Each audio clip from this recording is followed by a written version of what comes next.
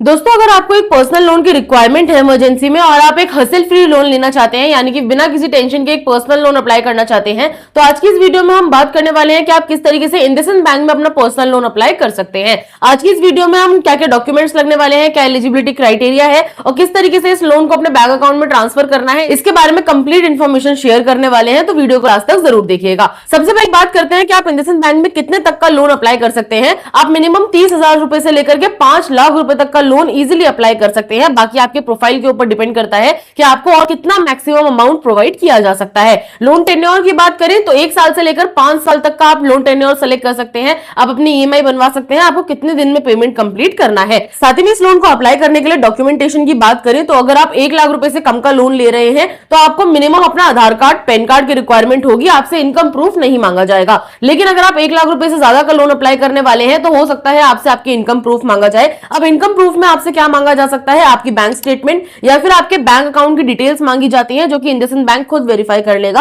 आप उस bank account की डिटेल्स देंगे जिसकी ट्रांजैक्शंस आपकी अच्छी हो और जिसमें आपकी सैलरी क्रेडिट होती हो, तो आपको ज्यादा चांसेस है कि अच्छा लोन अमाउंट प्रोवाइड कर दिया जाएगा। इंटरेस्ट रेट की बात करें तो 10% से स्टार्टिंग हो जाती है इंटरेस्ट रेट की और 28% तक का इंटरेस्ट रेट जा सकता है। अगर आप कम लोन अमाउंट लेते हैं, जैसे कि मैंने लोन अमाउंट लिया 2 लाख रुपए का, तो 2 लाख रुपए के अंदर 16% तक का इंटरेस्ट रेट मुझसे चार्ज किया गया है। बाकी आपके अमाउंट और आपकी प्रोफाइल के ऊपर डिपेंड करता है।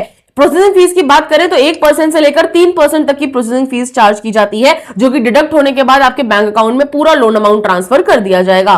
प्री पेमेंट या फिर फोरक्लोजर चार्जेस के बारे में बात करें, मान लेते हैं अगर आपके पास एक्स्ट्रा अमाउंट आता है किसी महीने और आप एक्स्ट्रा पेमेंट करना चाहते हैं, तो अगर आप सारा पेमेंट एक साथ कर देते हैं, मान लेते हैं आपने 1 लाख रुपए का लोन लिया है और आप टाइम से पहले 1 लाख रुपए पे कर देते हैं, तो आपसे 2 से 3% तक की एक्स्ट्रा फीस चार्ज की जाती है। इसके अलावा आपसे कोई एक्स्ट्रा चार्जेस नहीं लिए जाते। अगर आपसे एक्स्ट्रा फीस चार्ज की जाएगी 2-3% की, तो आपका जो इंटरेस्ट रेट है वो कम कर दिया जाएगा, जो कि काफी बेनिफिशियल होता है। तो अगर आप एनक्लोजर जल्दी करवाना चाहते हैं तो आप करवा सकते हैं। एक्स्ट्रा फीस पेमेंट कर दीजिएगा और आपका जो इंटरेस्ट रेट है वो आगे से डिडक्ट हो जाएगा और आपको फायदा ही रहेगा उस काम में भी। इंडसइंड बैंक में अपना पर्सनल लोन अप्लाई करने का ये पूरा प्रोसेस 100% डिजिटल होने वाला है। कोई भी आपके घर पर आके विजिट नहीं करता है, कोई भी एजेंट आपको कांटेक्ट नहीं करता है। हाँ, वेरिफिकेशन के लिए आपके पास कॉल आ सकता है और वेरिफिकेशन भी बस आपसे इतनी की जाएगी कि आपके पास आपका ओरिजिनल आधार कार्ड, पैन कार्ड है या फिर नहीं, या फिर आपके पास एक लिंक भेजा जाएगा जिसकी मदद से आपको अपनी वीडियो केवाईसी कंप्लीट करनी है। वीडियो केवाईसी कंप्लीट होने के बाद आपका जो लोन अमाउंट है वो आपके बैंक अकाउंट में 24 से 48 घंटे के अंदर ट्रांसफर कर दिया जाएगा, जिसके बाद आप इस अमाउंट को यूज कर सकते हैं। इसके अलावा अगर कोई भी इंफॉर्मेशन रह गई होगी तो वो हम आगे बात करेंगे, तो वीडियो को कंप्लीट बिना स्किप करे देखिएगा। तो चलिए बढ़ते हैं हमारे वीडियो की तरफ और जानते हैं कि हम किस तरीके से इंडसइंड बैंक का पर्सनल लोन अप्लाई कर सकते हैं। इंडसइंड बैंक में अपना पर्सनल लोन अप्लाई करने का लिंक आपको वीडियो के डिस्क्रिप्शन में मिल जाएगा। आप लिंक पर क्लिक करेंगे तो आप डायरेक्ट ही इंडसइंड बैंक की ऑफिशियल वेबसाइट पर ओपन हो जाएंगे। वहां पर आपको कुछ इस तरीके का इंटरफेस देखने के लिए मिलेगा। सबसे पहले यहाँ पर आप देखेंगे आपको अपनी कुछ डिटेल्स फिल करनी है, जैसे कि यहाँ पर आप अपना पैन कार्ड का नंबर एंटर करेंगे, साथ ही में यहाँ पर आप अपना मोबाइल नंबर एंटर करेंगे और उसके बाद नीचे दोनों टिक बॉक्स पर टिक करके नेक्स्ट वाले ऑप्शन पर क्लिक कर लेंगे।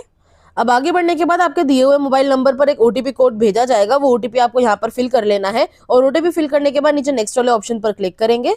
उसके बाद आप देखेंगे आपकी एलिजिबिलिटी एक्सेस करने के लिए यहाँ पर आपसे कुछ डिटेल्स पूछी जाएंगी। तो आपको यहाँ पर कौन कौन सी डिटेल्स फिल करनी है। सबसे पहले यहाँ पर आपको अपना फर्स्ट नेम एंटर करना है, जो कि आपके पैन कार्ड पर मौजूद होना चाहिए। साथ ही में अगर आपका कोई मिडिल नेम है तो मिडिल नेम यहाँ पे एंटर कर सकते हैं, अदरवाइज आप चाहें तो इसे खाली छोड़ सकते हैं। और उसके बाद यहाँ पर आपको अपना लास्ट नेम एंटर कर लेना है। पैन कार्ड नंबर यहाँ पर आपको देखने के लिए मिल जाएगा। नेशनैलिटी ऑलरेडी यहाँ पर इंडियन सेलेक्टेड होती है। यहाँ नीचे आपको अपना जेंडर सेलेक्ट करना है, मेल, फीमेल, ट्रांसजेंडर आप अपने अकॉर्डिंग सेलेक्ट कर लेंगे। उसके बाद यहाँ नीचे आपको अपना डेट ऑफ बर्थ एंटर करना है। डेट ऑफ बर्थ भी आपका जो है वो आपके पैन कार्ड पर मौजूद होना चाहिए। पेज को स्क्रॉल डाउन करेंगे तो यहाँ पर आपसे आपका एम्प्लॉयमेंट टाइप पूछा जाएगा, यानी कि आप क्या काम करते हैं। अगर आप जॉब करते हैं तो सैलरीड सेलेक्ट कर लेंगे, अगर आप बिजनेस करते हैं तो सेल्फ एम्प्लॉयड सेलेक्ट कर लेंगे।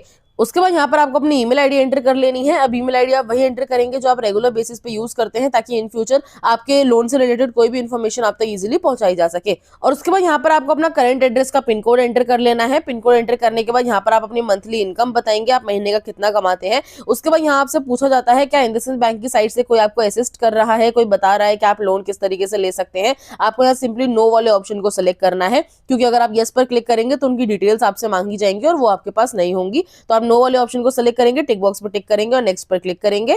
उसके बाद आप देखेंगे यहाँ पर आपसे पूछा जाता है कि आपको कितने तक का लोन अमाउंट रिक्वायर्ड है। आपको जितने का भी लोन अमाउंट रिक्वायर्ड है, 1 लाख रुपए, 50,000 रुपए, 10,000 रुपए, जो भी अमाउंट यहाँ पर है। वैसे तो बैंक यहाँ पे आप देख सकते हैं 30,000 रुपए मिनिमम आपको लोन लेना ही पड़ेगा। अगर आप इतने तक का लोन लेना चाहते हैं तो आप वो भी सिलेक्ट कर सकते हैं। साथ ही में यहाँ पे आपको लिमिट दी जाती है 5 लाख रुपए तक की, तो आप 5 लाख रुपए तक इजीली अपना लोन यहाँ पे सिलेक्ट कर सकते हैं।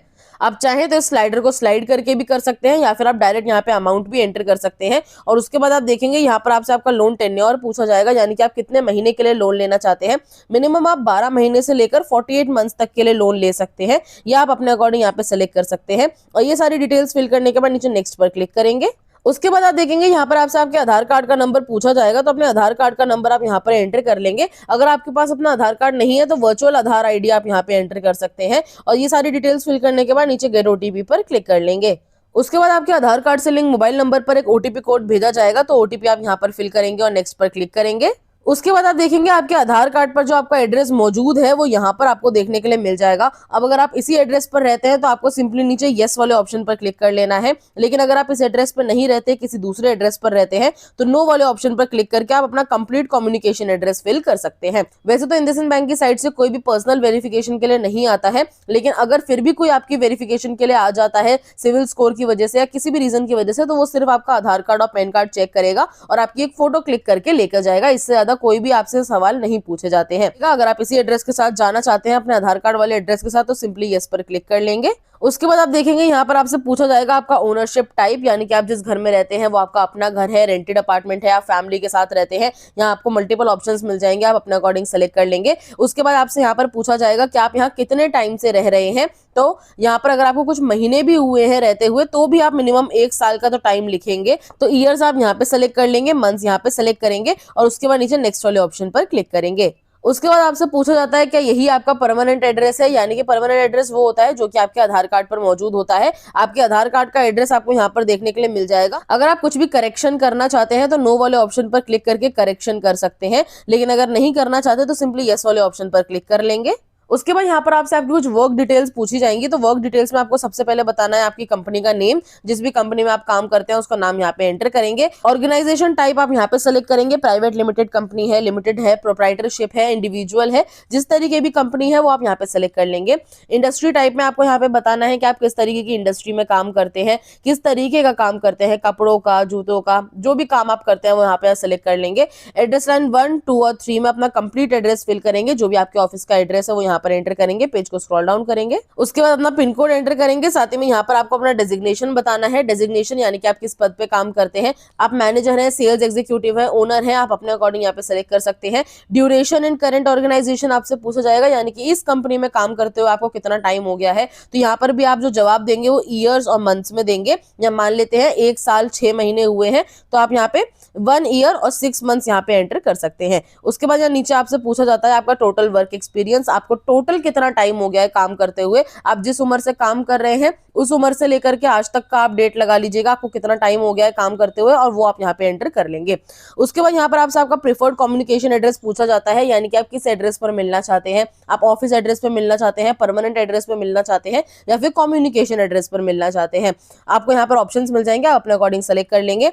उसके बाद यहाँ पर आपको लैंडलाइन नंबर टाइप सेलेक्ट करना है। यहाँ पर आप मोबाइल नंबर सेलेक्ट करेंगे और उसके बाद उस मोबाइल नंबर को यहाँ पे एंटर कर देंगे। आप कोई भी अपना दूसरा मोबाइल नंबर एंटर कर सकते हैं या किसी फैमिली मेंबर का मोबाइल नंबर आप एंटर कर सकते हैं। और ये डिटेल्स फिल करने के बाद नीचे नेक्स्ट पर क्लिक करेंगे। कुछ मिनटों तक वेट करने के बाद आप देखेंगे आपको कांग्रेचुलेशन का मैसेज देखने के लिए मिल जाएगा। यहाँ पर आपके सिविल स्कोर के अकॉर्डिंग आपको बता दिया जाएगा कि आपको कितनी लिमिट प्रोवाइड की जाएगी। मुझे जैसे कि यहाँ पे 2 लाख रुपए की लिमिट मिली है। अब अगर मुझे 2 लाख रुपए तक का ही लोन चाहिए तो यहाँ पर मैं 2 लाख रुपए एंटर कर सकती हूँ। अगर मुझे इससे कम का अमाउंट चाहिए, मान लेते हैं 1 लाख रुपए का अमाउंट चाहिए, तो इस स्लाइडर को स्लाइड करके हम एंटर कर सकते हैं कि हमें सिर्फ 1 लाख रुपए का लोन चाहिए। मिनिमम आप यहाँ पे देख सकते हैं 30,000 से लेकर 2 लाख तक की मुझे लिमिट दी गई है। मैं इसके बीच में कितना भी अमाउंट ले सकती हूँ। और साथ ही में यहाँ पर आपको एक बार लास्ट टाइम अपना टेन्योर सेलेक्ट कर लेना है कि आप कितने महीने के लिए लोन लेने वाले हैं, वो आप यहाँ पे सेलेक्ट कर लेंगे।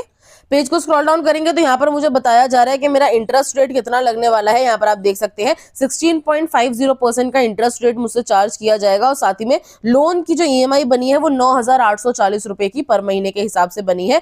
अगर मैं यहाँ पे 24 महीने के लिए लोन लेती हूँ, 24 महीने के लिए लोन लेने पर इतना इंटरेस्ट रेट मुझसे चार्ज किया जाएगा, इतनी मेरी ईएमआई बनेगी। आप और डिटेल्स देखना चाहते हैं तो यहाँ पर आपको आप देख सकते हैं व्यू डिटेल्स का ऑप्शन मिल जाएगा, इस पर आप क्लिक कर लेंगे। उसके बाद आप पूरी डिटेल्स देख सकते हैं कितना लोन अमाउंट आपके बैंक अकाउंट में ट्रांसफर किया जाएगा और कितना लोन अमाउंट इंटरेस्ट के साथ आपको आगे चल के पे करना है। ये सारी डिटेल्स आप चेक कर सकते हैं और उसके बाद नीचे एक्सेप्ट एंड प्रोसीड पर क्लिक करेंगे। अब आगे बढ़ने के बाद यहाँ पर आपसे आपके बैंक अकाउंट की डिटेल्स वगैरह ली जाएंगी ताकि उसी बैंक अकाउंट में आपका जो लोन अमाउंट है वो ट्रांसफर किया जा सके। तो यहाँ पर आप अपना बैंक नेम सेलेक्ट कर लेंगे, अकाउंट नंबर यहाँ एंटर करेंगे, दोबारा से अकाउंट नंबर यहाँ एंटर करेंगे, आईएफएससी कोड एंटर करेंगे और ब्रांच नेम आपको यहाँ पर देखने के लिए मिल जाएगा। ये सारी डिटेल्स फिल करने के बाद नीचे प्रोसीड पर क्लिक कर लेंगे। उसके बाद आप देखेंगे इस तरीके का इंटरफेस आपको देखने के लिए मिल जाएगा। अब आपका जो लोन है वो 24 से 48 घंटे के अंदर आपके बैंक अकाउंट में ट्रांसफर कर दिया जाएगा।